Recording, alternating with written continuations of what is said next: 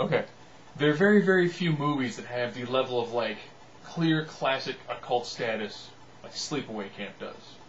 1983, great teen slasher flick.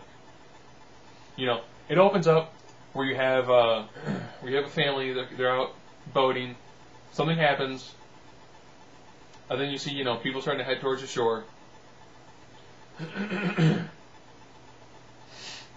Another family's out doing some stuff, they got water skiers. They don't notice it. Well, now all of a sudden, three people you met a dad, daughter, and son. Well, the son and the dad are gone. So now, the little girl gets to live with her more eccentric aunt. Years go by, and they go to a camp. The girl, kind of having had, like, a fairly traumatic life. You were kind of young, and you saw, your dad and your brother kind of get killed in a boating accident. You might have some apprehension, be kind of introverted, And of course, you have the fairly standard interplay that you normally see in movies that are set in camps with teenagers. You have the more aggressive ones, the kind of nerdy ones, people who are trying to have sex. People are kind of interested in Angela, but she's really kind of, pulled herself back from everybody. Which, of course, like most meathead men in the 80s, there's kind of that whole, like, what's her problem? What? I'm a good-looking dude, I'm a stud, how come she doesn't want to be with me? Man, there's something wrong with her.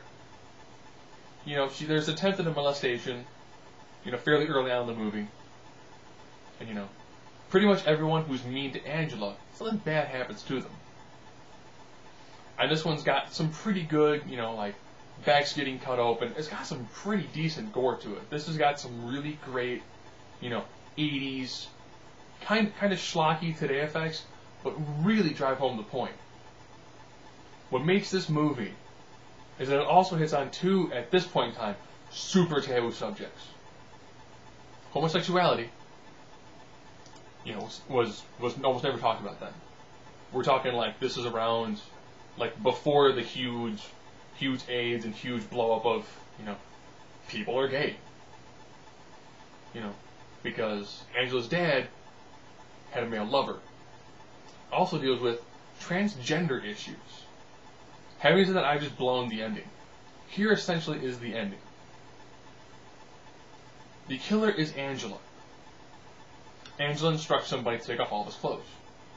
And of course, like most men in a horror flick, if a woman goes, I want you to get naked, with the intent of having sex with you, you're probably going to get naked.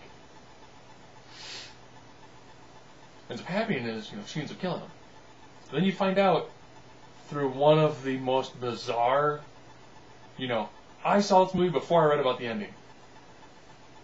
And one of the most bizarre shock endings.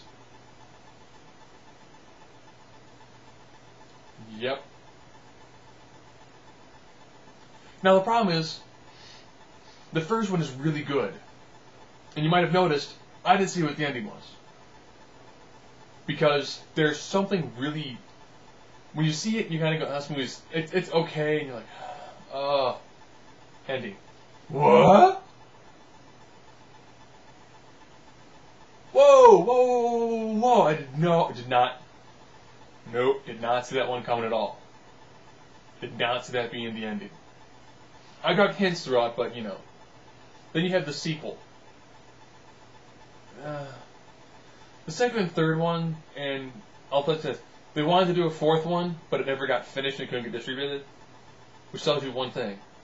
If you have a horror franchise that starts out with, like, a boom, fully credited, huge classic,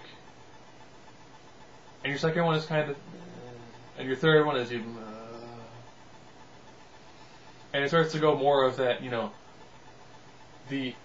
the killer is doing all this from, like, a high moral standpoint.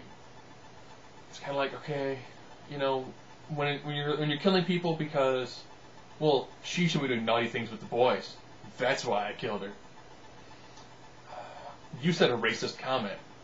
Have you ever had premarital sex? Yeah? Well, that makes two. What do you think about alcohol? Oh, I love getting drunk. Well, that's three. You've broken all three cardinal rules of a slasher flick. It got cheesy fast, but out of the whole trilogy, Sleepaway Camp 1 It's going to seem cheesy by today's standards, but it's got a fantastic ending. You can kind of skip 2 and 3. 2 and 3 are actually not good because they keep a continuation of, of the killer. But that's really about it. They don't... It's hard to build upon the ending that this one had. It'd be like, you're never going to see Sixth Sense 2. Because sometimes you just can't top a really great ending. Sleepaway Camp. Awesome camp killer movie. With an amazing ending.